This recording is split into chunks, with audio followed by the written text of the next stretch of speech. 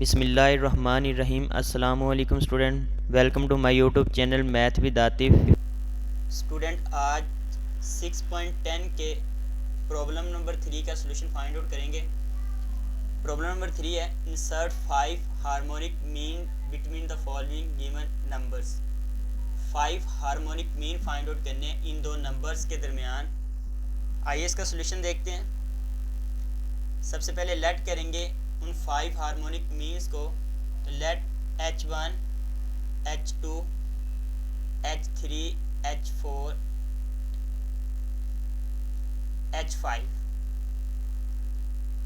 B 5 harmonic mean. ये 5 harmonic mean let कर लिए between -2 divide by 5 and 2 divide by 13 इन दो नंबर्स के दरमियान। देन फिर क्या होगा, -2 divide by 5 H1, H2, H3, H4, H5 और लास्ट पे हमारे पास नंबर जो आ रहा है वो 2 डिवाइड बाई 13 आ रहा है। जी बेटा, हमारे पास ये एक सीरीज़ बन गई है हार्मोनिक मीन्स के अंदर। तो हम लिखेंगे आर इन हार्मोनिक प्रोग्रेशंस। ये हार्मोनिक प्रोग्रेशन के अंदर एक सीरीज़ बनी है।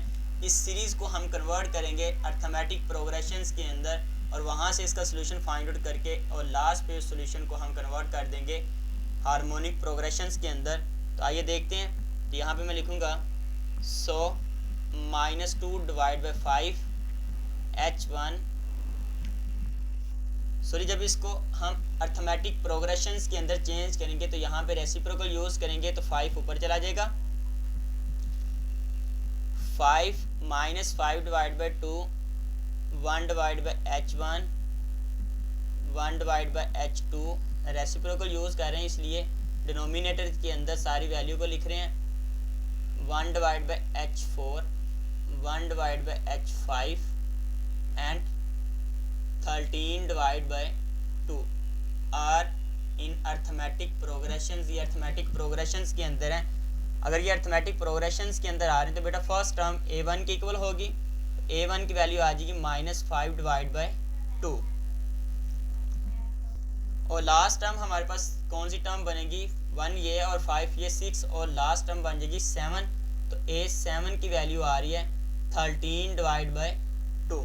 तो यहाँ से बेसिकली हम एक्सपेंड करते हुए डी की वैल्यू फाइंड आउट करेंगे कॉमन डिफरेंस। और अगर कॉमन डिफरेंस आ जाता है तो फिर हम किसी भी टर्म की वैल्यू फाइंड आउट कर सकते हैं। तो मैं यहाँ पे लिखूँगा A7 is equal to A1 plus 6D। ये किसके इक्वल आ रहा है, 13 डिवाइड बाई 2 के इक्वल। जी बेटा, यहाँ पे वैल्यू पुट कर देते हैं A1 की वैल्यू है -5 divide by 2 plus 6D is equal to 13 divide by 2। Again से सिंप्लीफाई करेंगे तो ये -5 डिवाइड बाई 2 दूसरी साइड पे जाके प्लस हो जाएगा। तो लेफ्ट साइड पे आ जाएगा 6D is equal to 13 divide by 2 plus 5 divide by 2। यहाँ पे एलसीएम यूज़ कर लेंगे। ये बनेगा 6D is equal to, LCM आ गया 2, क्योंकि एलसीएम सेम है इसलिए ऊपर भी वैल्यू एज इट इज़ आ जाएगी। 2 से 2 cancel 13 as it is, plus 2 से 2 कैंसिल 5 आ जाएगा। अगेन इसको सिंप्लीफाई करेंगे, 13 plus 5 is equal to 18 divide by 2। इसको मज़ीद सिंप्लीफाई करेंगे, 2 1 ज़ा 2, 2 9 ज़ा 18। तो 6D इज इक्वल टू 9। तो D की वैल्यू यहाँ से फाइंड आउट करते हैं। 9 डिवाइड बाई 6 से तो मल्टीप्लाई हो, दूसरी साइड पे जाके डिवाइड हो जाएगा। 3 2 ज़ा 6, 3 3 ज़ा 9। तो D की वैल्यू आ जाएगी 3 डिवाइड बाई 2 के इक्वल। A1 की वैल्यू भी हमने फाइंड आउट की हुई है। जी बेटा, अब हम फाइंड आउट कर लेते हैं जो हमारे टर्म रिक्वायर्ड है। तो यहाँ पे हम लिखेंगे A1 की वैल्यू आ गई है। फर्स्ट टर्म तो हमारे पास गिवन है, दूसरी टर्म हमने फाइंड आउट करनी है A2, जो कि किसके इक्वल आ रहा है, हार्मोनिक मीन के अंदर 1/H1 के इक्वल है। ये एक्चुअली इस सीक्वेंस की सेकंड टर्म है, लेकिन हार्मोनिक मीन्स की फर्स्ट टर्म हम फाइंड आउट कर रहे हैं। तो जो कि 1/H1 आएगी, ये किसके इक्वल होगी, A1 प्लस D के इक्वल। A1 की वैल्यू है -5 डिवाइड बाई 2 प्लस D की वैल्यू आ रही है 3 डिवाइड बाई 2। यहाँ पे एलसीएम यूज़ करेंगे, 2 एलसीएम आ जाएगा -5, 2 से 2 कैंसिल, -5 एज इट इज़, 2 से 2 कैंसिल, +3 एज इट इज़, और आंसर आ जाएगा -5 में से 3 को प्लस करेंगे, बड़ी वैल्यू का साइन बड़ी में से छोटी को माइनस किया तो 2 डिवाइड बाय 2 आ जाएगा, 2 से कैंसिल और आंसर आ जाएगा -1। तो A2 किसके इक्वल आ जाएगा, -1 के इक्वल आएगा। इसी तरह नेक्स्ट टर्म फाइंड आउट करते हैं। सीक्वेंस की third term actually harmonic means की सेकंड टर्म होगी 1 divide by H2 is equal to A1 plus 2D is equal to A1 की value -5 divide by 2 plus 2 into D की value आ रही है बेटा 3 डिवाइड बाई 2 के इक्वल, 2 से 2 कैंसिल और यहाँ पे एलसीएम यूज़ करेंगे, 2 एलसीएम आ जाएगा -5 और इसके डिनोमिनेटर के अंदर 1 रह गया तो 2 1 के साथ मल्टीप्लाई होगा और अगेन 2 के साथ डिवाइड होगा और 3 के साथ मल्टीप्लाई हो जाएगा तो प्लस 3 को 2 से मल्टीप्लाई किया 6, अगेन बेटा 6 में से 5 माइनस किया तो 1 डिवाइड बाई 2 के इक्वल आंसर आ गया इसका। इसी तरह नेक्स्ट हम फाइंड आउट करते हैं A4 सीरीज़ की 4 टर्म और हार्मोनिक मीन्स की थर्ड टर्म है A1 प्लस 3D, A1 की value -5 divide by 2 plus 3 into 3 divide by 2। जी बेटा यहाँ पे 3 एज इट इज़ और D की वैल्यू 3 डिवाइड बाई 2 पुट की, इसको सिंप्लीफाई कर लेते हैं।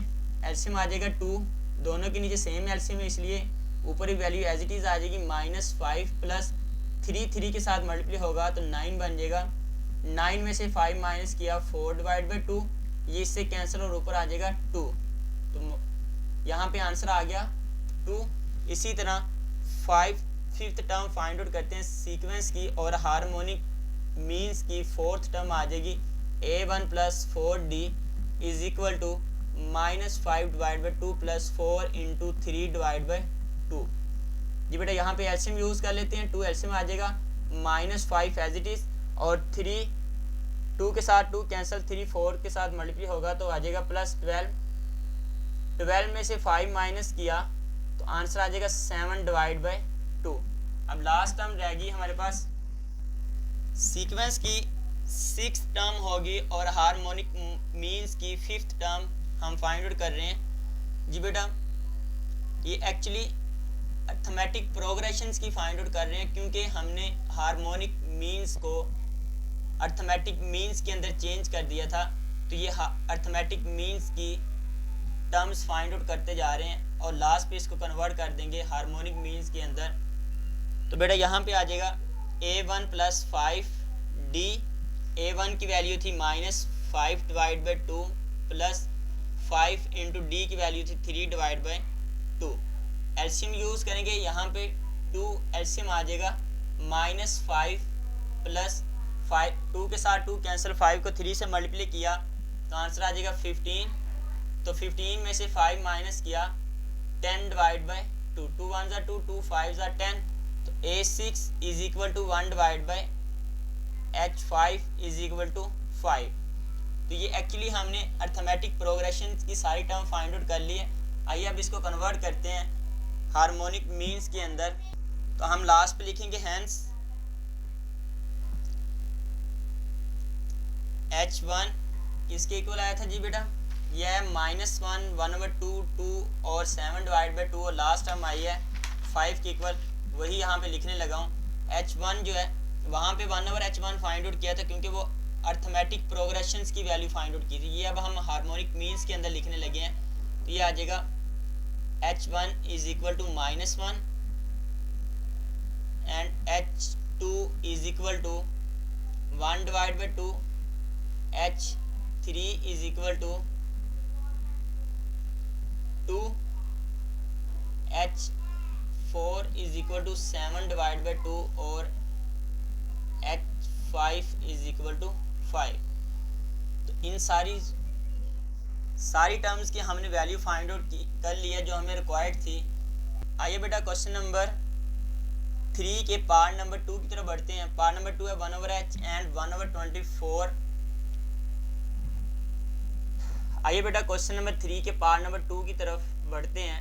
पार्ट नंबर 2 है 1/4 एंड 1 डिवाइड बाई 24 और हमने फाइंड आउट करना है first 5 harmonic means find out करने हैं। तो हम लेट करेंगे लास्ट वाले क्वेश्चन की तरह, लेट किया H1 H2 H3 H4 H5 are harmonic means between 1/4 and 1/24। तो सीरीज कौन सी बनेगी फिर 1/4 H1 H2 H3 H4 H5 और 1/24 आर इन हार्मोनिक मीन्स। ये हार्मोनिक मीन्स के अंदर आ रहे हैं, या आप इसको हार्मोनिक प्रोग्रेशन लिख लें कि ये हमारे पास वैल्यू हार्मोनिक प्रोग्रेशंस के अंदर हैं। इसको कन्वर्ट कर लेते हैं 100 या देन लिख लें 4। इसका रेसिप्रोकल यूज़ करेंगे जब हम कन्वर्ट करेंगे इसको अर्थमेटिक प्रोग्रेशंस के अंदर। तो 4 1/H1 1/H2 1/H3 1/H4 1/H5 और ये 24 ऊपर जाके बन जाएगा 24। और ये किस में आ रही हैं इन अर्थमेटिक प्रोग्रेशंस। तो ये अर्थमेटिक प्रोग्रेशंस के अंदर हैं। अब बेटा यहाँ पे ये अगर अर्थमेटिक प्रोग्रेशंस के अंदर हैं तो इसकी फर्स्ट टर्म A1 कहलाएगी जो कि 4 आ रही है, और लास्ट टर्म कौन से नंबर पे आ रही है 1 ये और 5 ये 6 और लास्ट वाली 7। तो A7 आ जाएगा 24 के इक्वल। तो एक्चुअली हमें A1 और D की वैल्यू चाहिए, तो हम इन अर्थमेटिक प्रोग्रेशंस की वैल्यू फाइंड आउट कर सकते हैं जो सेंटर वाले दिए गए हैं। तो हम यहाँ से D की वैल्यू फाइंड आउट करते हैं। A7 is equal to A1 plus 6D is equal to 24। जी बेटा A1 की यहाँ पे वैल्यू पुट कर देते हैं 4 plus 6D is equal to 24। ये 4 दूसरी साइड पे जाके क्या आ जाएगा माइनस हो जाएगा। तो 6D is equal to 24 minus 4।